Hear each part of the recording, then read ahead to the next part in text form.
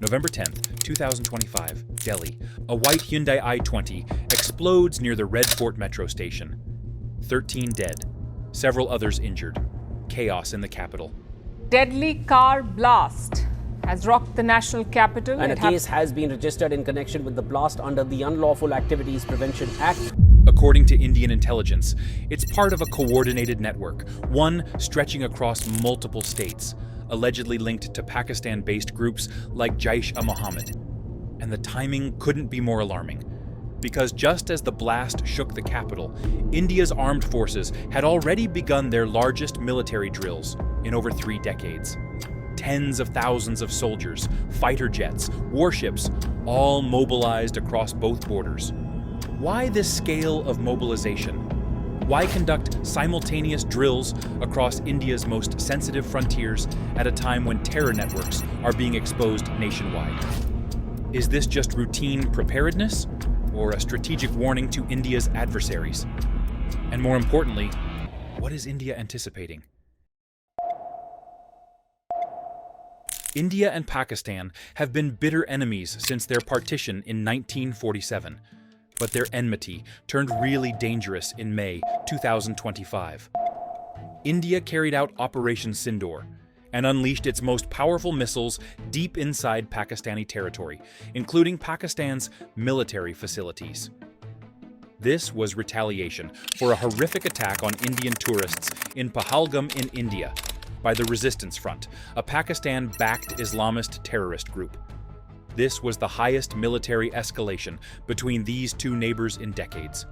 Since then, both countries have been on edge.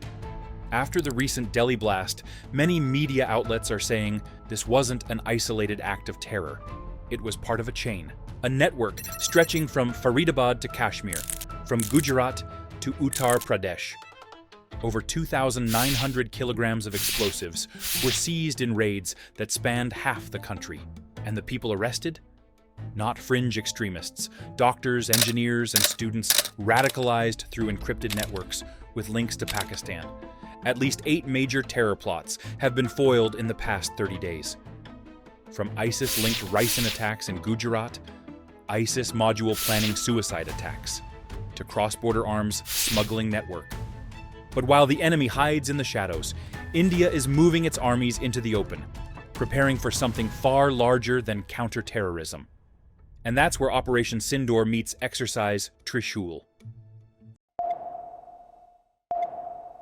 On October 30th, 2025, India began Exercise Trishul, its biggest tri-service military drill since Operation Brass Tacks in the 1980s. Over 50,000 personnel, 20-plus naval vessels, 40 combat aircraft, attack helicopters, tanks, missile systems, and UAVs, all mobilized under a single integrated command structure. The scale is staggering, from the Thar Desert in Rajasthan to the Sir Creek region in Gujarat to the northern Arabian Sea. Trishul covers it all. The focus?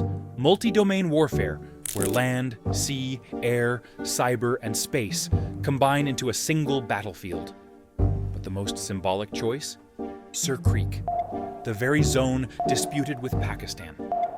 India's Defense Minister Rajnath Singh had warned earlier this year, अगर sir creek इलाके में पाकिस्तान की ओर से कोई भी हिमाकत की गई तो उसे ऐसा करारा जवाब मिलेगा कि इतिहास और भूगोल दोनों बदल जाएंगे मेरे साथियों. And right now, tanks and warships are literally training on that line.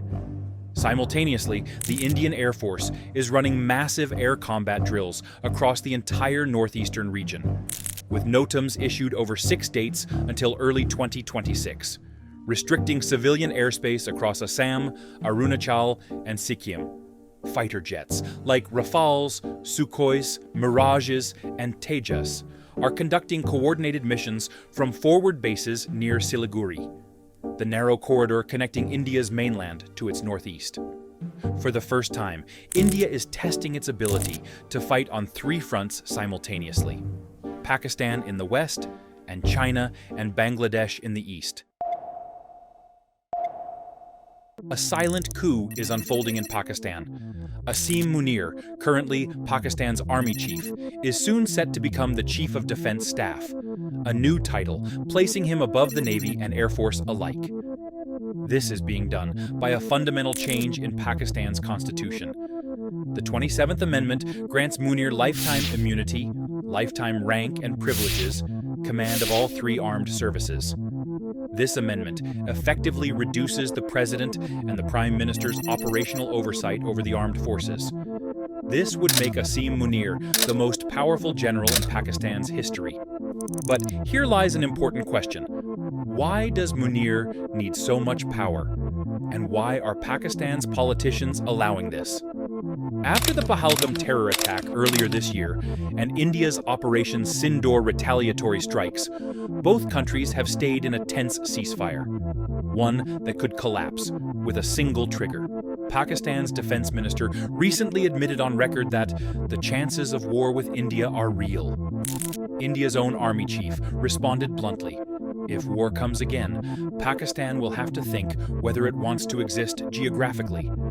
Strong statements like these make a military conflict between these nations almost certain. But it's not just the West. To the east, Bangladesh, once India's close ally, is shifting camps. Since Sheikh Hasina's ouster in 2024, interim leader Muhammad Yunus has drawn Dhaka closer to China and Pakistan, even hosting a China-Pakistan-Bangladesh trilateral meeting in June. What makes this development even more concerning for India is that several radical Islamic organizations have ties to the Yunus's government. Maps circulated in Dhaka now show a greater Bangladesh, swallowing large parts of the Indian state of West Bengal and northeastern states. Although Greater Bangladesh lacks historical support, it is a political and ideological tool propagated by the Muhammad Yunus government of Bangladesh in order to gain support from Islamist groups like Sultanat-e-Bangla. Bangladesh's army has even deployed Turkish Bayraktar drones near the border, matched by Indian Heron teepees in response. Bangladesh is reportedly modernizing Lalmanirhat Air Base near Siliguri Corridor, a 22-kilometer-wide strip of land that connects India's northeast to the rest of India. In case of conflict, this corridor could turn the tables. But India isn't taking any chances. All these developments on India's eastern front have raised alarm bells in New Delhi. India is building 3 new military garrisons along the Siliguri Corridor in Bamuni, Assam, Kishanganj, Bihar, and Chopra, West Bengal, each reinforcing what's often called India's chicken's neck. At the flagship Lashit Borfukan military station in Assam, approximately 1,500 troops will be stationed, including para-special forces. While the numbers at other 2 garrisons are not known, they are estimated to be in thousands. Thus, India has turned one of its weakest strategic locations into a fortress. Simultaneously, Indian Air Force drills in the northeast are not just a show of strength. India is preparing for any eventuality. Historically, India has always sought to maintain the status quo with its neighbors.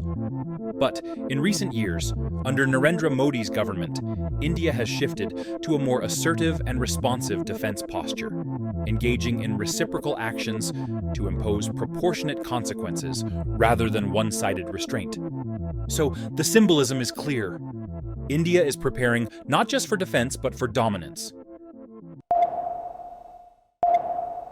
The last time India conducted military exercises on a massive scale was in 1986 under Operation Brass Tacks.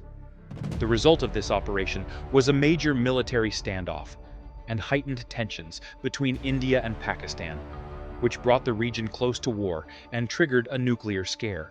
Now compare that to the situation on the Indian subcontinent in 2025. In fact, today, the situation is more complex, with the added involvement of Bangladesh.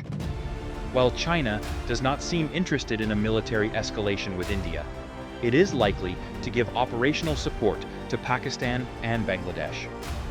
In less than 6 months, India has conducted 2 massive military operations, Sindoor and Trishul. It is fortifying 3 new military garrisons on its eastern flank. India has launched dual-front air drills, covering both China and Bangladesh borders. And Indian security forces have foiled 8 major terror plots at home, all in just 30 days. Something is shifting. For the first time in decades, India's defense strategy looks offensive by design. Deterrence backed by readiness. Diplomacy backed by deployment. Maybe it's coincidence, maybe it's deterrence, or maybe India's intelligence agencies know something the rest of the world doesn't. Because when a nation moves its armies before the first shot is fired, when airspace closes and new garrisons rise, when its enemies begin to form alliances, it usually means only one thing. The storm hasn't come yet, but the sky is already turning red.